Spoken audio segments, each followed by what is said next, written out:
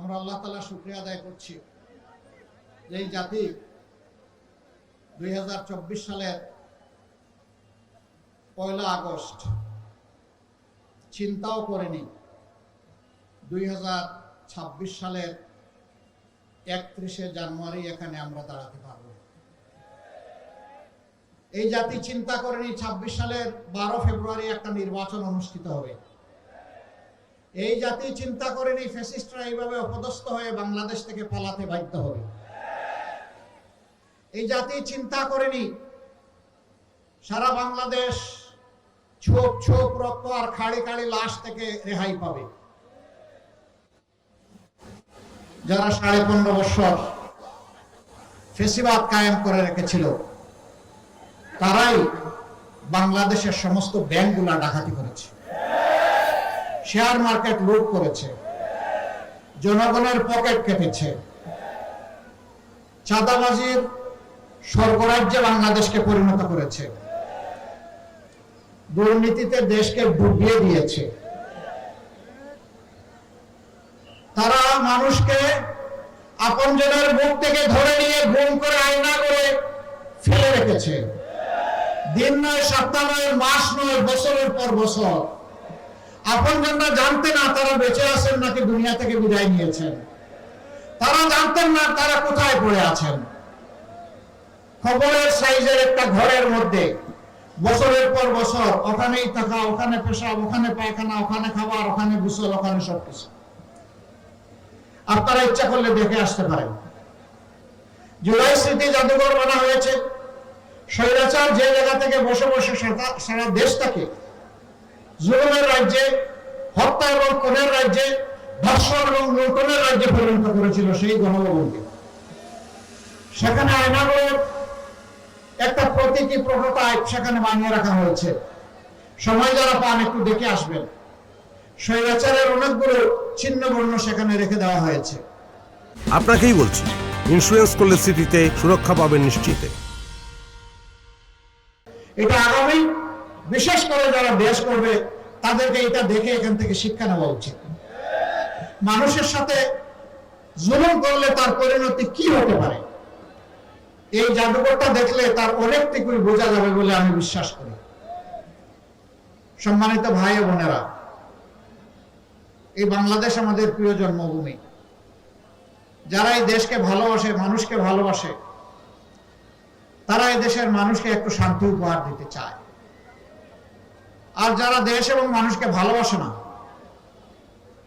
তারা মানুষকে কষ্ট দেয়। এত নির্যাতন, এত জ্বালাতন একটা দলের উপর করা হয়েছে যার শীর্ষ 11 জন নেতাকে প্রতিহিংসা বশত মিথ্যা অভিযোগ দিয়ে হত্যা করা হয়েছে। 1000 কর্মীকে দুনিয়া থেকে বিদায় দেওয়া হয়েছে যারা বিচারের বিটা পর্যন্ত চোখে দেখে নাই।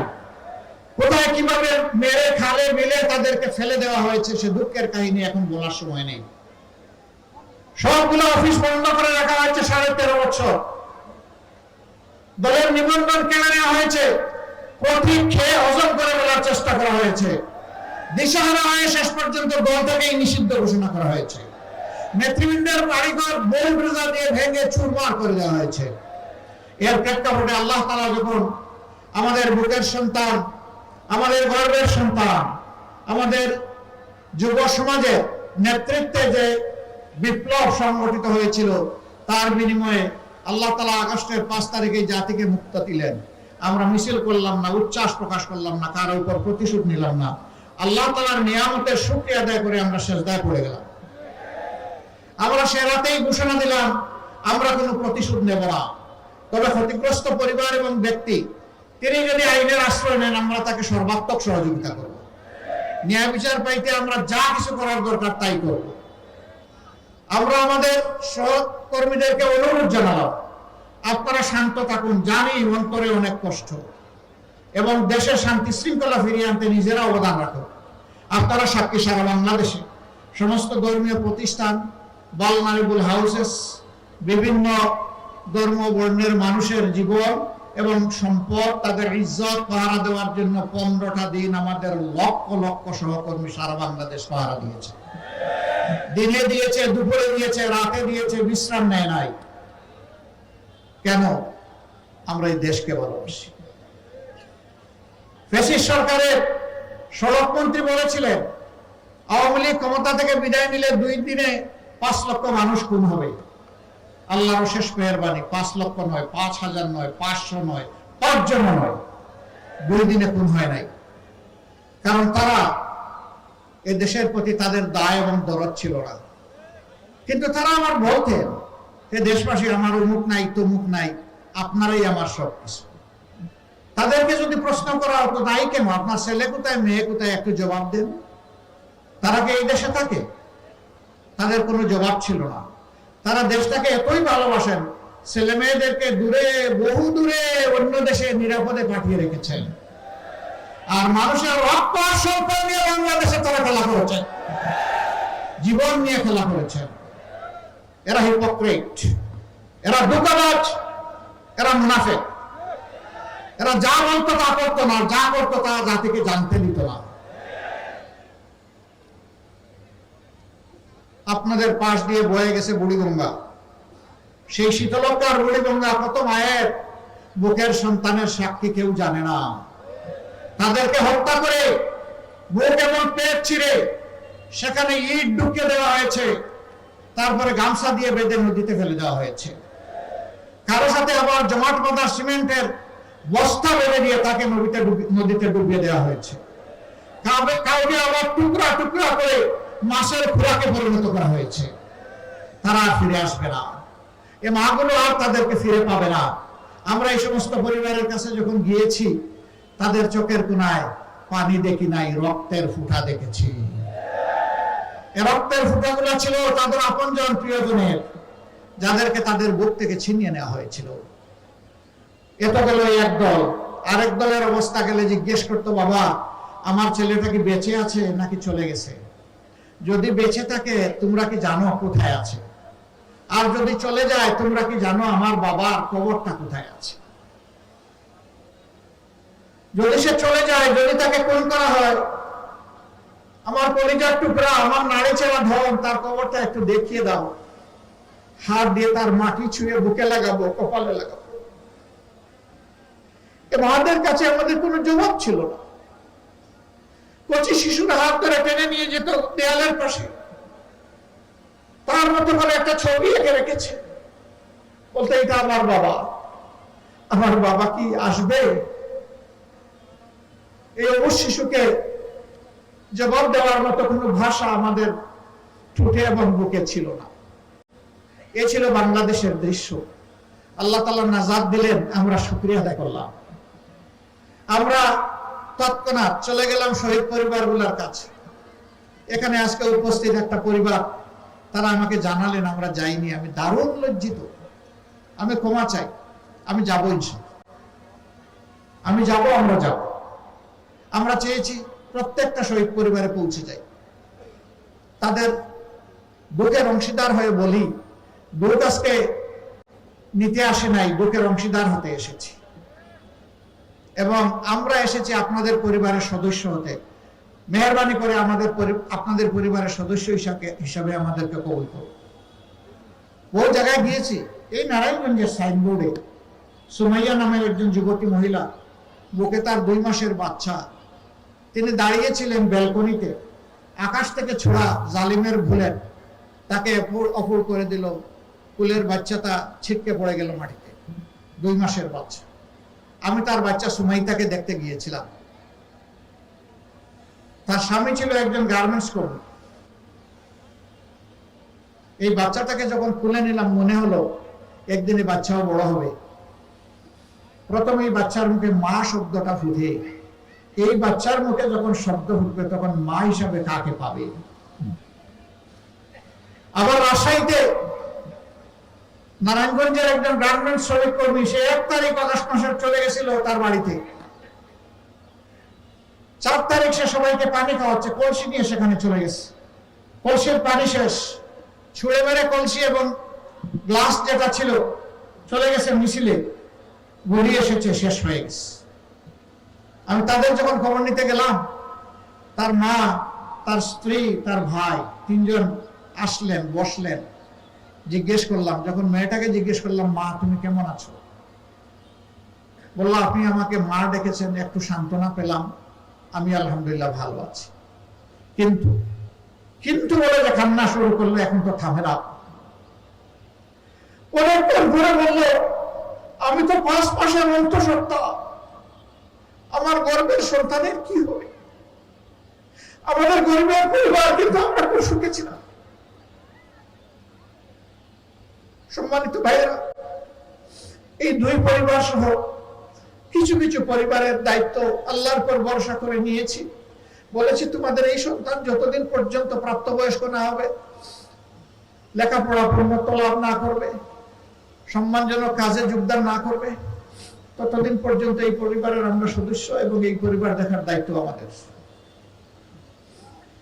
আলহামদুলিল্লাহ, একথা জেনে অনেকে এগিয়ে এসেছেন। আমাদের দায়িত্ব তারা চিন্তাই করে আমাদের হাত থেকে নিয়ে গেছেন, বলছেন আমাদেরকে সুযোগ দেন, আমরা তাদেরকেও সুযোগ দিয়েছি। এ দুঃখের কাহিনী বলে শেষ করা যাবে না। এই সব কিছু যখন আল্লাহ শেষ করে দিলেন, বড়ই আশা করেছিলাম সবাই আল্লাহ শুকরিয়া আদায় করবে।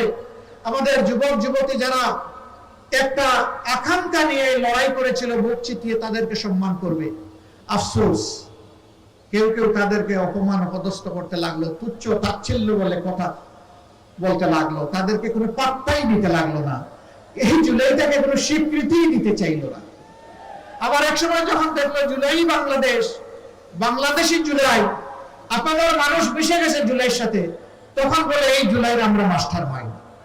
How surprise! তারা একবার মানে না, আর একবার মাস্টার মাইন্ড হয়ে যায়।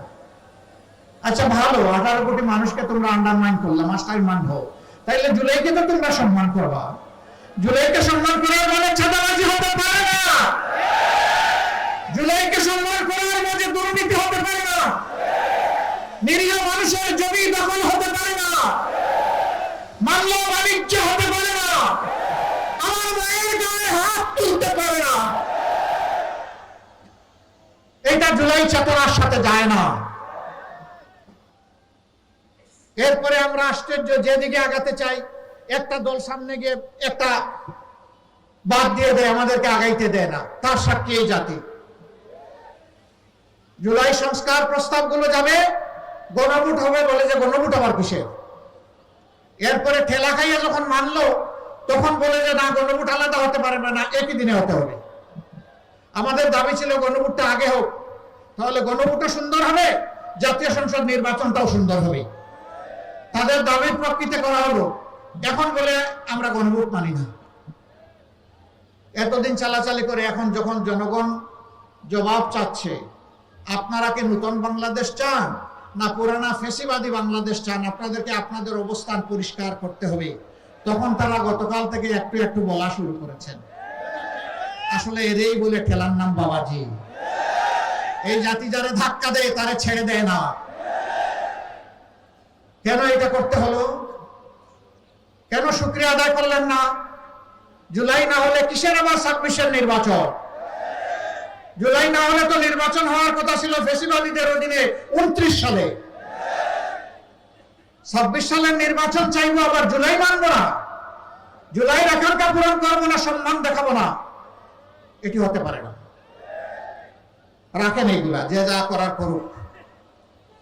আমরা স্পষ্ট কণ্ঠে ঘোষণা দিয়েছি, আমরা ইনশাআল্লাহ বাংলাদেশকে দুর্নীতি মুক্ত করে ছাড়বো, চাঁদাবাজ মুক্ত করে ছাড়বো, মা বোনদের ইজ্জত প্রতিষ্ঠা করে ছাড়বো, শিশু আবাল বৃদ্ধ বনিতার নিরাপদ বাংলাদেশ ইনশাআল্লাহ উপহার দেব।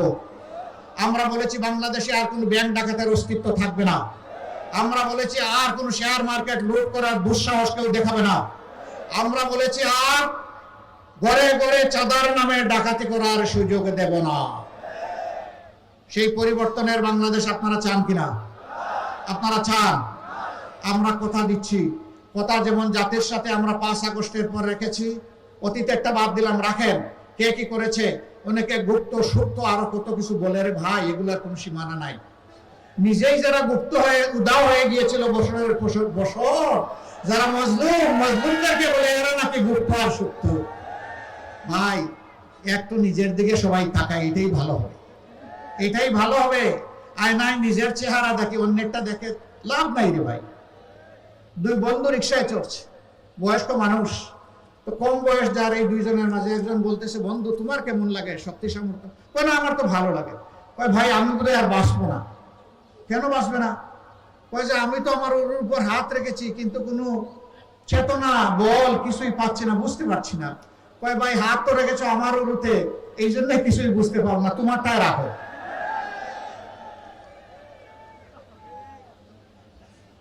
প্রিয় ঢাকাবাসী, আপনারা রাজধানী গড়ে দিয়েছেন, ইনশাআল্লাহ আপনারা দেশ গড়ায় অগ্রণী ভূমিকা পালন করবেন।